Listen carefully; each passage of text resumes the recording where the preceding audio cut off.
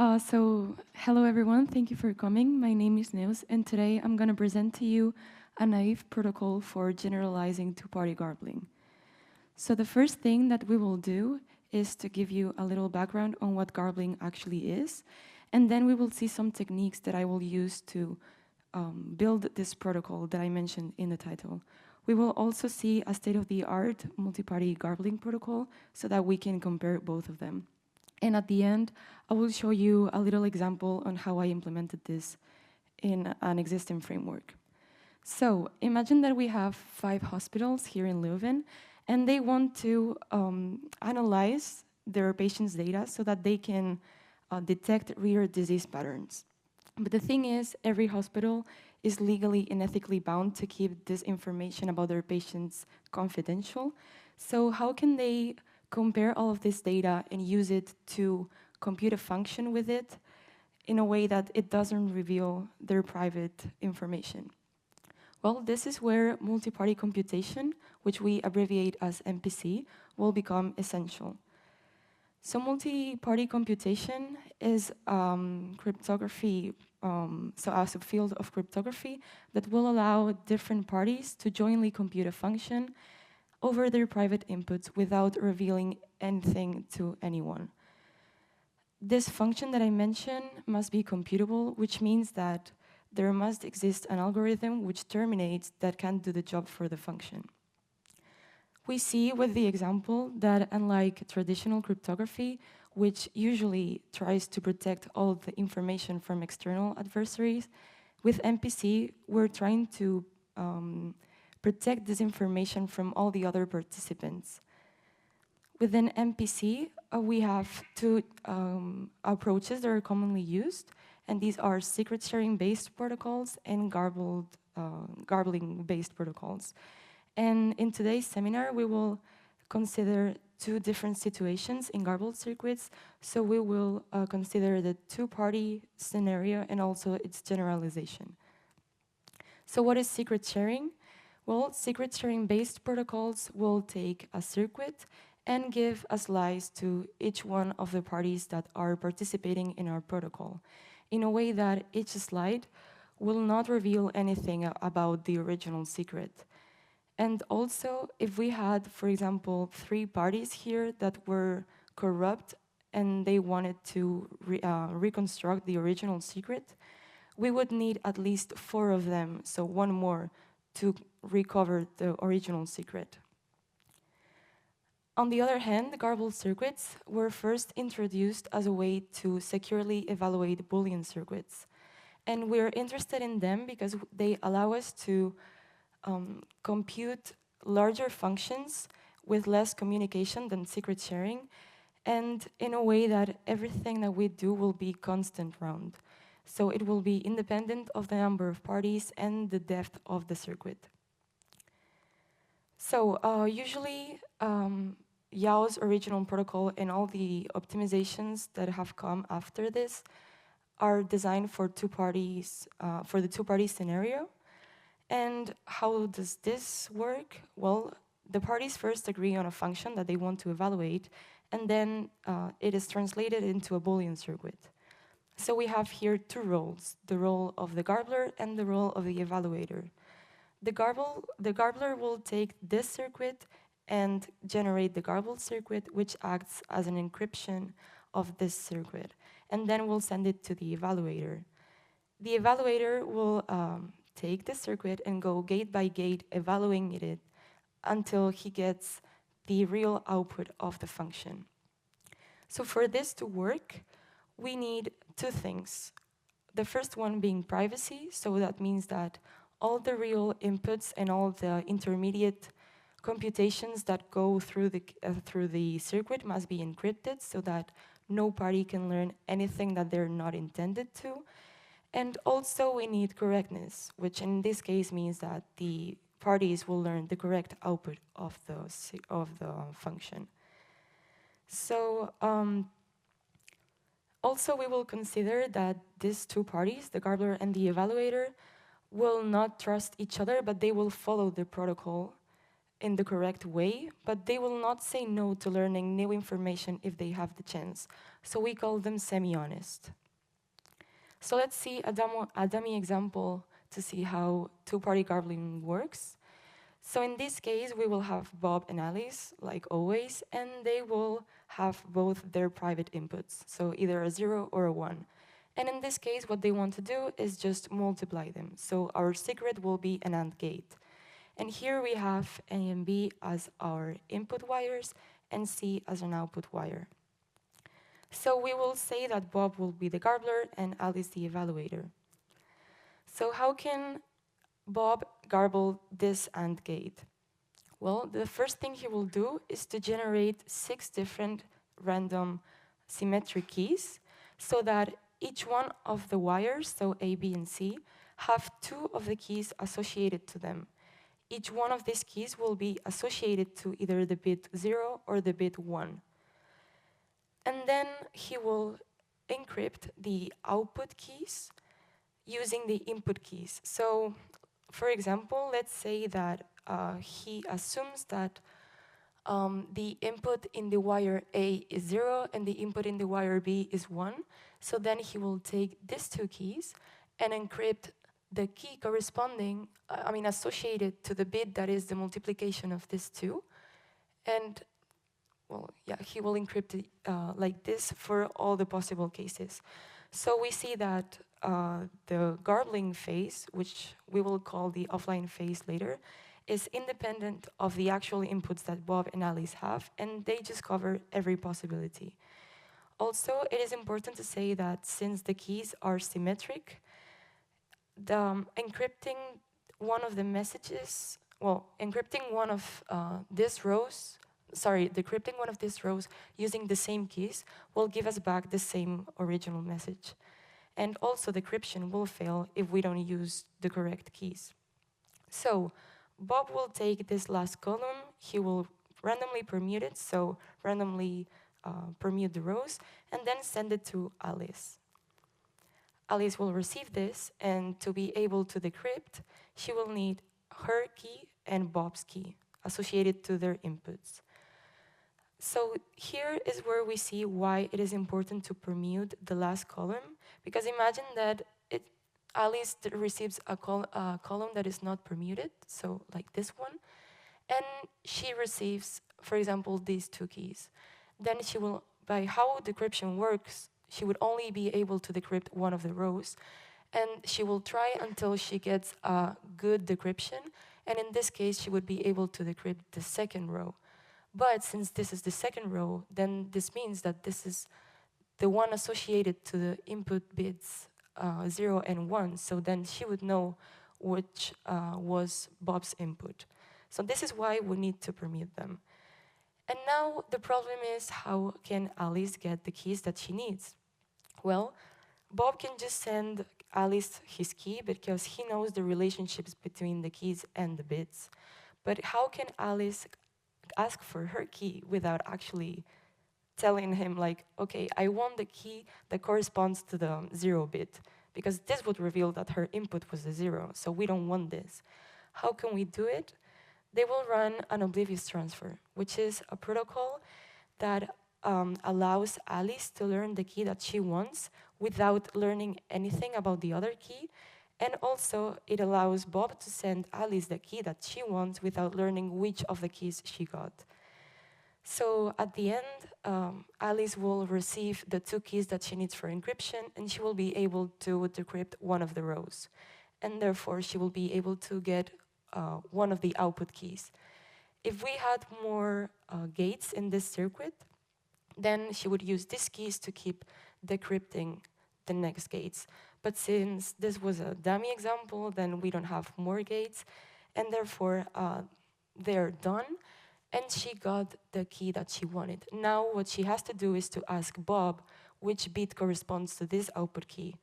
And since Bob is semi-honest, he has no reason to lie to her, so he would say that the bit corresponding to this key is a 0. So now they know that the output of the function was 0.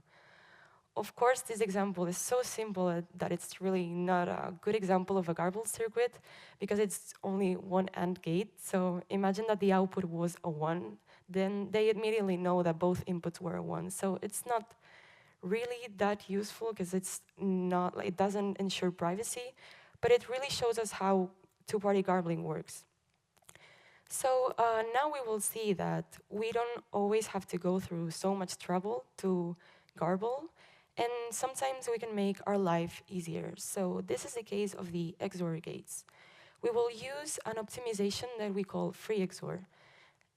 And imagine that we have this XOR gate, and the input wires are A and B, and the output wire is C. So now what we do is we just generate the 0 keys for the input wires. And we also generate a new constant that we called delta.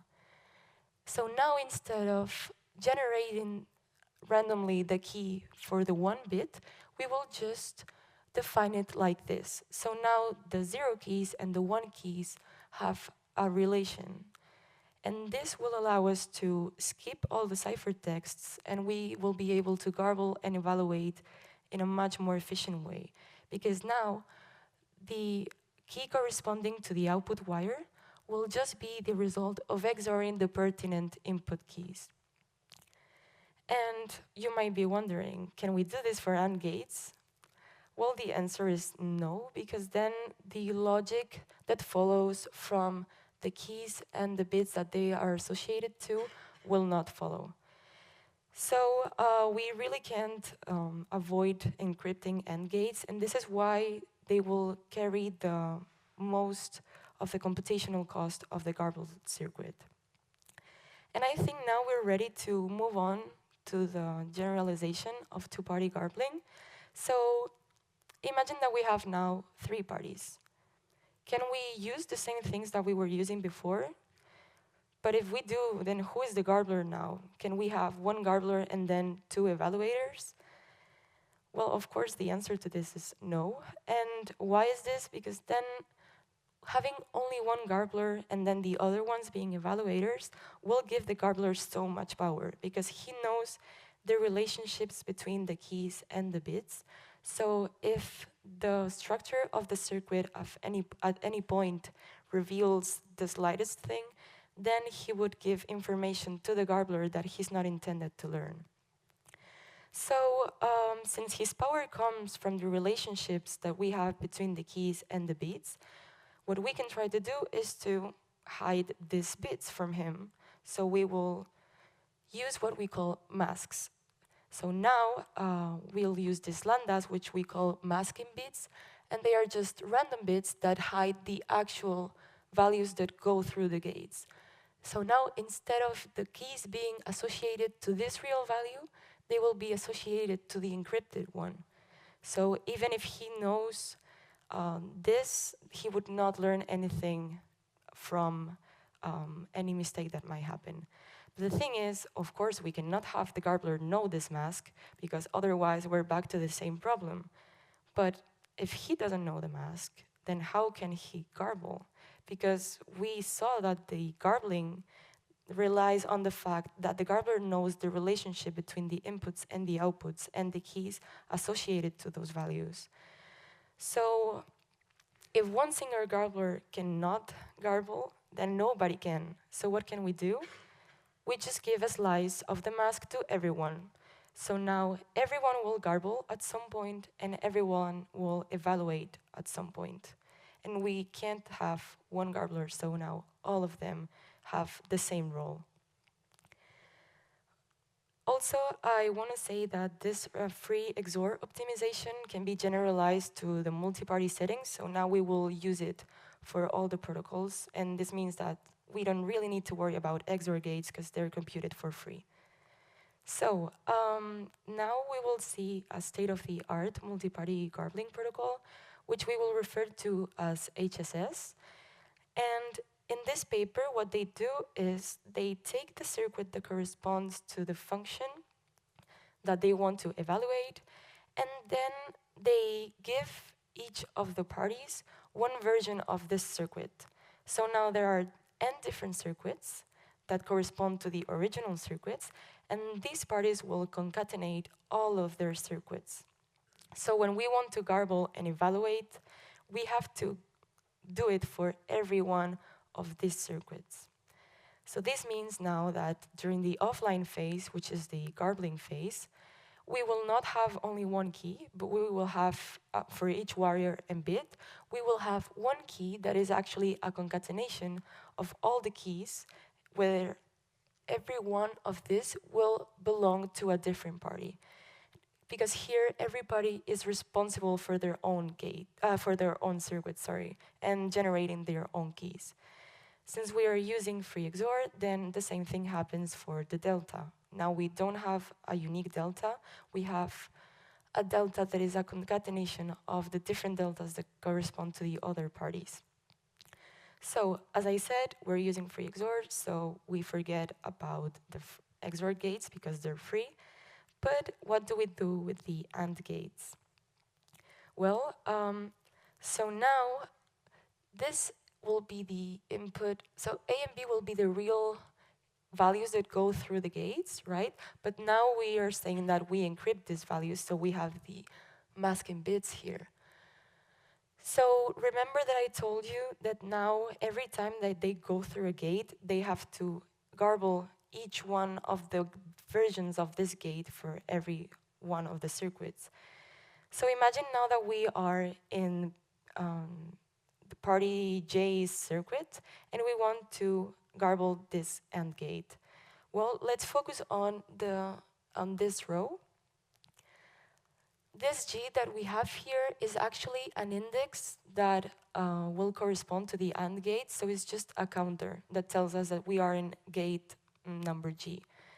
Then we have here the J that corresponds to the party that owns the circuit that we are evaluating, garbling right now, and this will appear, like of course, in the keys and the deltas. This f that we have here is what we call a pseudo-random function, which is just a function that tries to mimic the behavior of a random function. And the parties will be able to apply this f using the keys that they have from their circuits. As for the other part of this real equation, let's say, they will only be able to generate a share of it. So this means that for every AND gate, they will only be able to generate shares of the rows. And they will do this 4n times, because for every circuit, they have 4 rows, but they have n circuits. So each party really does this 4n times, which is not ideal, because then this depends on the number of parties, and it can be really inefficient if we have a large number of parties. During the offline phase, what they will try to do every time that they enter a gate is to obtain the key that is related, corresponding to that wire, and also the bit that corresponds to that key at that moment. They will be able to get the key locally without any problem, but to get the bit corresponding to this key, they will have to communicate with all the other parties. So again, we have a problem because we have too much communication with too many parties. And at the end, once they get this, they will be able to get the actual output of the function. So the thing is, although we like this protocol because it allows parties to locally work with their circuits, we don't like the fact that depending on the number of parties, we have so many communication and computation during the AND gates. So in this master thesis, what we are trying to do is use a more naive approach. So now, instead of having all these parties have different circuits and having them concatenate them, what we will have is just one single garbled circuit that will be secret shared among all the parties. So now each party will have a share of the one single garbled circuit. And well, this is, we can see that better in terms of communication, we hope so.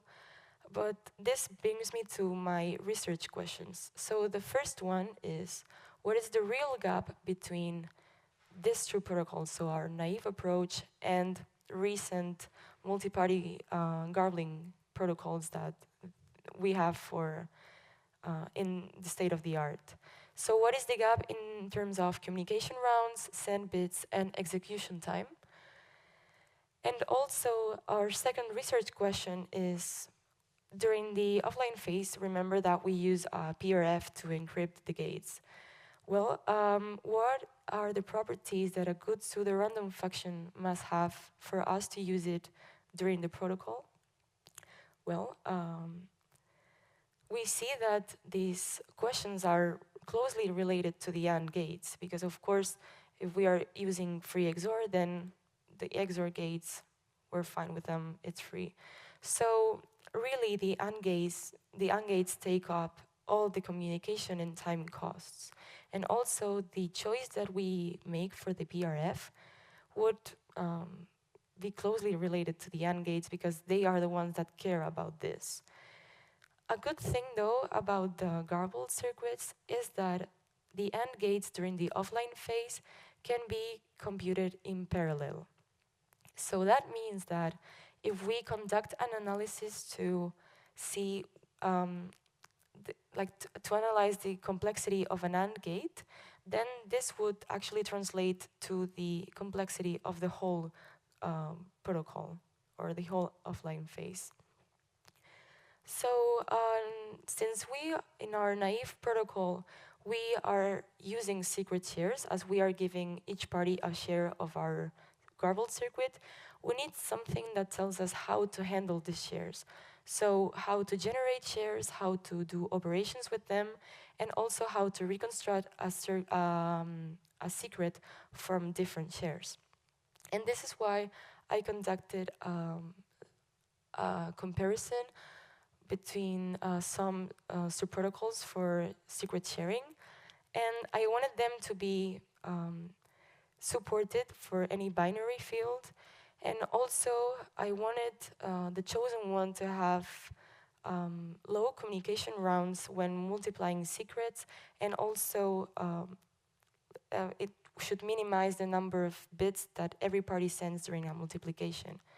So after the comparison, I chose a semi-honest version of Shamir's secret sharing, which uses polynomials to generate the shares of a secret. And it just gives each party a point in this polynomial. So the reconstruction of a secret in Shamir's secret sharing will take one round, and addition is going to be free, and multiplication will also require one single round. Okay, so after we know how we're going to handle the shares, we can now see how the design of our protocol will look like. So the first thing that we will do is give our circuit as an input for the offline phase. And now each party will get a different share of the delta that we used for the Free-XOR. And this notation just means that this share belongs to party PI. So now they enter the gates in a topological order, which means that they have an order in a way that the output wire of a gate will not be the input wire of another gate that is before this gate that we're talking about. So they will generate the shares of spoiler. Okay, so they will generate the keys corresponding to the 0 bits for all the wires that are not output wires of an XOR gate. And then they will define the 1 keys in the same way as we did for the Free-XOR. And we have an invariant here that is not relevant for today, but I just want to mention it because it's something that makes our protocol. And it's that we will require the keys and the delta to have a 0 as their first bit. But we don't care about this today. So during the offline phase, if they enter an XOR gate, then they can do the same thing that we've been doing for them all along, which is for the output key and also the masking bit corresponding to the output wire, they will just define them as the result of the XOR of the input keys and the input masking bits. But now what do we do with the AND gates? So the first thing that they will do is to generate shares of what we call the external value. This external value will just be the encrypted version of the output of an AND gate. And then they will use these shares together with the shares of the delta to generate the shares of the keys that correspond to this external value. And now that they have this, then they can generate the shares of the Garbled gate. And now we will only have 4 ciphertexts instead of 4 and different ones. And you see here that I have a pseudo-random function. And now I can answer the second research question. What is a good pseudo-random function for this protocol? Well, what I wanted from PRF was that it was, I needed it to be, how do you say this? Compatible with the field that we were using. So if we are inputting an element in our field, then the output should also be an element in the same field. Also, I want to minimize the number of communication rounds, the number of rounds that the PRF takes, and also I wanted it to not have much computation. So after a few comparisons that I made for a few PRFs, I chose MIMC, and this is because even though it required more rounds than some other PRFs, overall it required less multiplications. And also it was easier to implement in my code. So this is how MIMC looks like for our rounds. And this CI will just be constant that we will choose at the beginning and will be the same for every time we compute MIMC. So in our case, it will take 82 rounds to compute it. And this means that since we are multiplying 2 times every round, then we will have 164 multiplications. And since we saw for the Shamir secret sharing that 1 multiplication took 1 communication round, then this means that to compute MIMC, we need 164 communication rounds. But all the gates, the AND gates, will be computed in parallel, so we will only need 164 communication rounds for the whole offline phase. Okay, so by the end of the offline phase, the parties will reconstruct the Garbled gates and send them to everyone, and they will also get the reconstructed masking bits for the input wires of the whole circuit and the output wires of the whole circuit. And now with this, they enter the online phase. So the first thing they do is the parties will encrypt their actual values using the masking bits for the input wires, because they just got them as an output of the offline phase. And then they will reconstruct the keys corresponding to this bit. Then they will enter XOR gates or AND gates. For the XOR gates, they will just XOR the external values of the inputs to get the new external value, and they will do the same thing for the keys. Now, when we enter an AND gate, they will be able to get this locally, because now they have all the necessary elements to compute MIMC in an open way, and also they get this from the offline phase as an output. So now they're able to get the key and the external value for the output wire. And they will keep doing this for all the gates until they reach the end. So when they reach the end, they will have several output wires, and they can just XOR the external values associated to them, which with the masking bits associated to these output wires, because they get them as an output of the offline phase. and therefore they will be able to obtain the real outputs of the function that they were evaluating. So now let me show you an example of my implementation. So let's say that we have a circuit looking like this with 3 different parties. Each one of them will own one of the input wires, and we would have 2 consecutive AND gates, 1 XOR gate, and then 2 output wires of the circuit. So I implemented it in my code, and here is the description of this circuit. And if you see here, so this is after I compiled the whole protocol. This says that the protocol took 167 communication rounds. But this is actually perfect because by what I said before, the offline phase only required 164 communication rounds. The 3 extra communication rounds actually come from the fact that we are revealing the garbled gates at the end of the offline phase.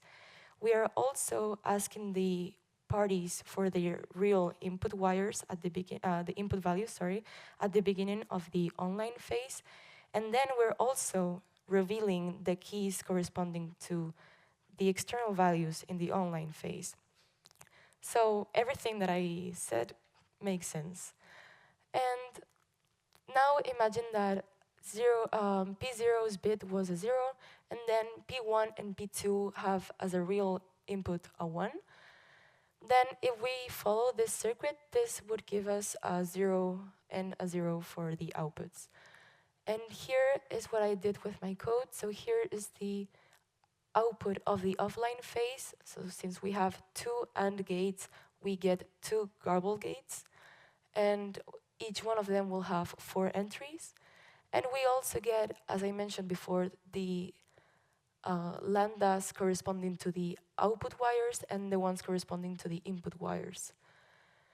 And we see here that the output of the online phase is correct because we got 2 zeros, which is what we were saying here, which is good. That means that I did something good. Okay, and so what is left to do for this master thesis? Although I was able to answer the second research question, I'm not able to answer the first one just yet because I still have to conduct some tests and compare the multi-party protocol in the state of the art with our naive approach, both theoretically and in practice. Although we can already say some differences in theory that they both have. And also, after I have done this, I will see what are the implications of this master thesis and what possible future work can come from this.